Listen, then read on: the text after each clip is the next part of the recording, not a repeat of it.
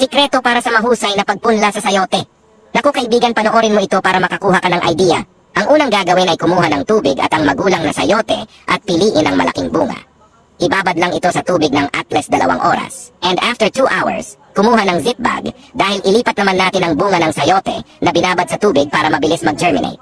Pagkatapos mailagay, ay kailangan mo rin mag-spray ng tubig para manatiling moist ang loob. Pagkatapos mong balutin ay ilalagay lang natin ito sa cartoon box para mas mabilis makapag-produce ng moist at mabilis sumibol. Mainam na lagyan ng tape sa ibabaw para masara ng maayos.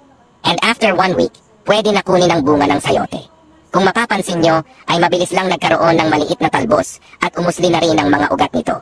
Sapat na ito para ipunla sa lupa para sa mahusay na pagkakaroon ng mausbong na ugat. Ang gamitin na pagpunlaan ay coco peat, rice husk ash, composted cow dung. Halu-haluhin lang ito para makalat ng maayos sa isa't isa. Kumuha din ng disposable plastic para paglagyan nito.